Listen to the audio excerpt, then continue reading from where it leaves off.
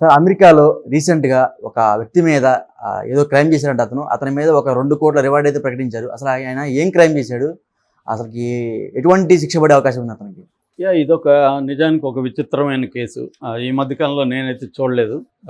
ఎందుకంటే అమెరికాలో ఎఫ్‌బిఐ అనే ఒక సంస్థ ఉంటది. అంటే ఫెడరల్ బ్యూరో ఆఫ్ ఇన్వెస్టిగేషన్. అది వెరీ పవర్‌ఫుల్. మనం అమెరికన్ ఏ క్రైమ్ ఫిల్మ్ చూసినా ఎఫ్‌బిఐ ఉంటదనమాట.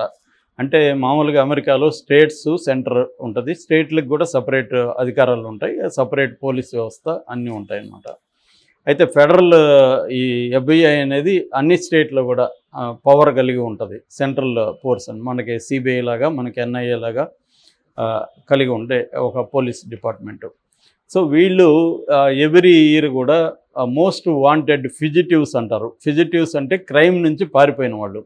So most wanted fugitive list ప్రకటిస్తూ ఉంటారు. అలాగా రీసెంట్గా ఒక లిస్టు ప్రకటించారు. అందులో టాప్ 10లో 8వ పేరు మనవాడిది, ఇండియన్ది. వాడిని పట్టించిన, వాడికి సంబంధించిన ఎటువంటి ఇన్ఫర్మేషన్ ఇచ్చినా 2 కోట్లు ఇస్తామని అనౌన్స్ చేశారు. ఇది తక్కువ అమౌంట్ కాదు మామూలుగా. అంటే మన ఇండియాలోనే ఎవడికి 2 కోట్లు అనౌన్స్ చేసిన క్రిమినల్ ఈ మధ్యకాలంలో లేడు. ఒకప్పుడు వీరప్పన్ లాంటి వాళ్ళకి చేశారు. నక్సలైట్లు మహా అంటే 10 లక్షలు, 20 లక్షలు, 50 లక్షలు మ్యాక్సిమం ఉంటుంది. 2 కోట్లు అనేది జనరల్గా ఉండదు. అలాంటిది మన ఇండియను అమెరికాలో పోయి ఏం క్రైమ్ చేశాడు, వాళ్ళెందుకు 2 కోట్లు ప్రకటించారు? సో వీడు ఎట్లా ఎస్కేప్ కాగలిగాడు? అమెరికా అనేది వెరీ అడ్వాన్స్డ్ కంట్రీ.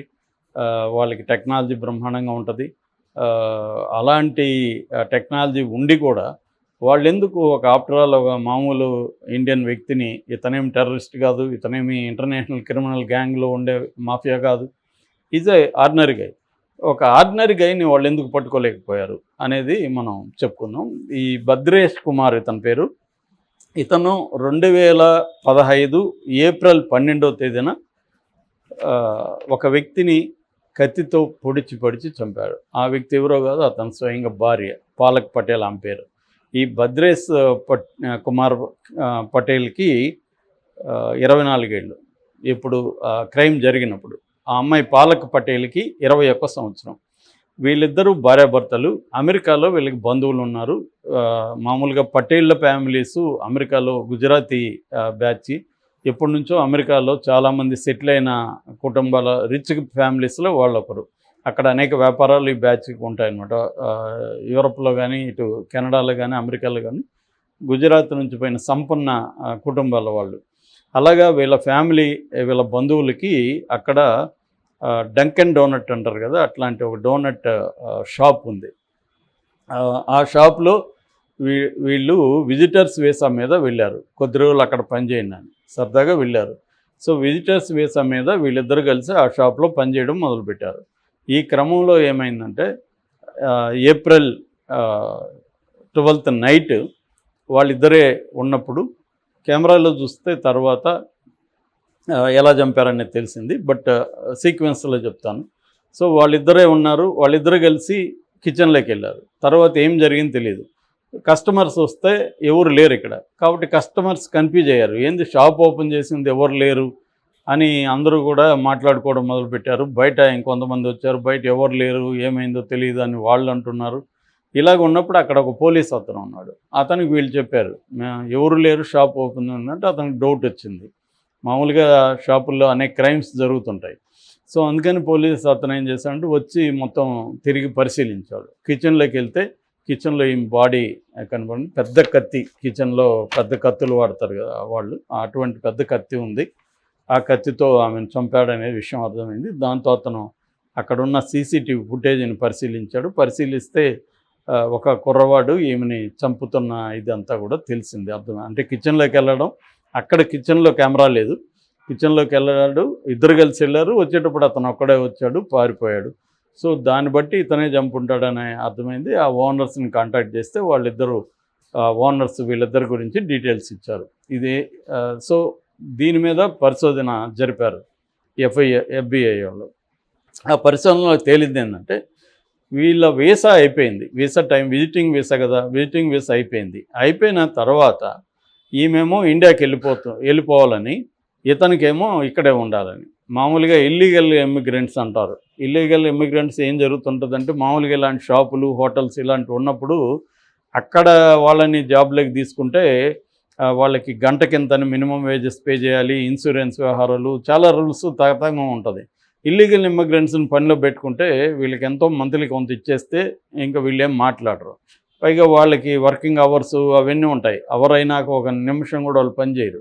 కానీ మనోళ్ళైతే ఓవర్ టైం చేయించుకోవచ్చు, మన కంట్రోల్లో ఉంటారు. అందుకని ఏం చేస్తారంటే చాలామంది అక్కడికి పోయినాక మన బంధువుల్ని, ఫ్రెండ్స్ని పిలుచుకుపోవాలని కావాలని షాపులు, హోటల్ పెట్టిన సందర్భాలు ఉన్నాయి. దీనికోసమే వీళ్ళని పిలుచుకుపోవచ్చు అని చెప్పి.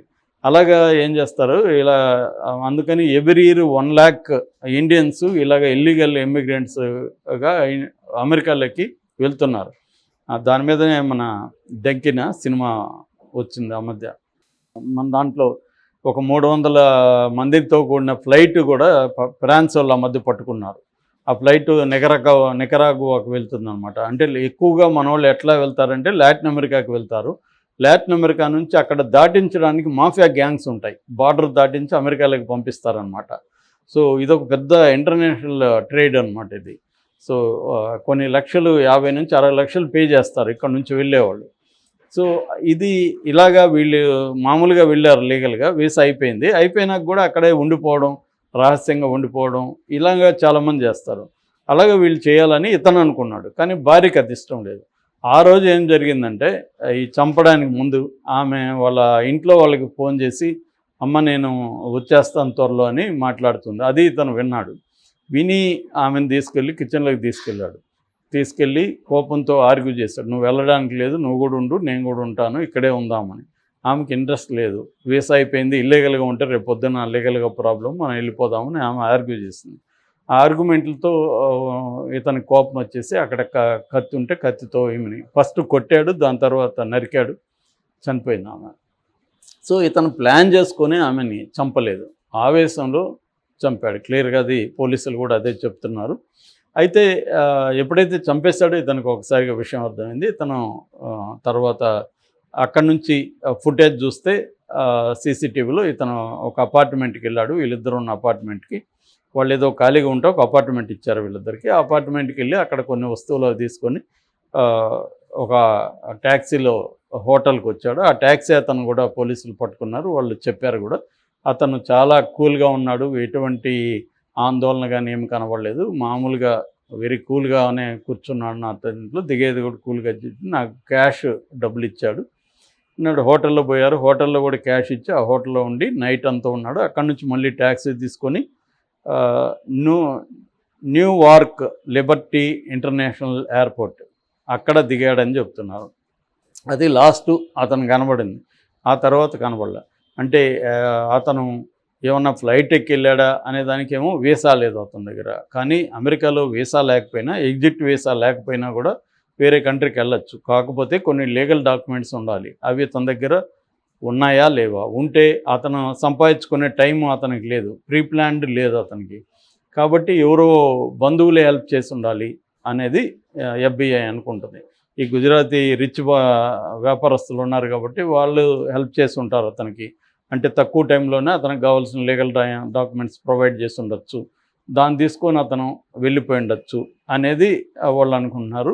పాజిబుల్ ఎక్కడికి వెళ్ళుండొచ్చు అంటే కెనడా కానీ, ఇండియా కానీ వెళ్ళుండొచ్చు, లేదా ఇక్కడే కెనటకీ కానీ, న్యూజెర్సీ, జార్జియా, ఇల్లినాయిస్ ఇక్కడే ఉండొచ్చు అనేది వాళ్ళకున్న అంచనా. సో వాళ్ళు అప్పటి నుంచి ఇప్పుడు 9 ఏళ్ళు అయిపోయింది, అప్పటి నుంచి ఇప్పటి వరకు దొరకలే అతను.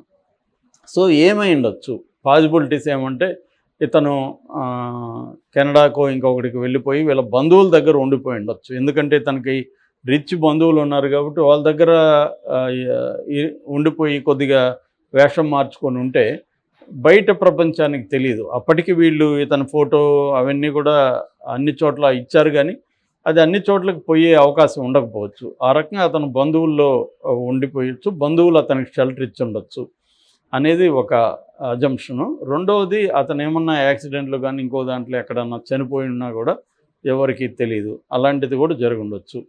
సో అందుకని వీళ్ళు 2017లో $2,50,000 ఇతని మీద ప్రకటించారు. మామూలుగా వాళ్ళు ఫిజిటివ్ లిస్టు వేసినప్పుడు ఆ లిస్టులో ఉండే వాళ్ళకి దాని సీరియస్నెస్ని బట్టి బహుమానం ప్రకటిస్తారు. అంటే మన కరెన్సీలో 2 కోట్లు అనమాట. సో 2 కోట్లు అతను పట్టిస్తే ఇస్తామని చెప్పారు. మొత్తంగా వాళ్ళ ఫెజిటివ్ లిస్ట్లో ఇతను 514 వాడు ఆర్డర్లో. కానీ ఇప్పుడు టాప్ 10లో 8వ వాడు అనమాట. అంటే ఇతనికి అంత ఇంపార్టెన్స్ ఇస్తున్నారు. మరి ఇతను దొరుకుతాడా లేదా అనేది పెద్ద క్వశ్చను. సో అమెరికా మనం అనుకుంటాం కానీ అమెరికా చాలా ఇదని సినిమాల్లో చూసి కరోనా టైంలో చూసాము వాళ్ళ వ్యవహారం. చాలామందికి 514 మంది క్రిమినల్ లిస్ట్ ఉందంటేనే అర్థం వాళ్ళని పట్టుకోలేకపోయారని కదా. సో క్రిమినల్స్ ఒక్కొక్కసారి పోలీసుల కంటే స్మార్ట్గా ఉంటారు. ఈ అబ్బాయి నిజానికి సీజన్డ్ క్రిమినల్ కాదు, కానీ కొంత చదువుకున్నాడు, నాలెడ్జ్ ఉంది. సో తను స్పీడ్గా ఎలాగా చేయొచ్చు అనేది ఆలోచించుండొచ్చు.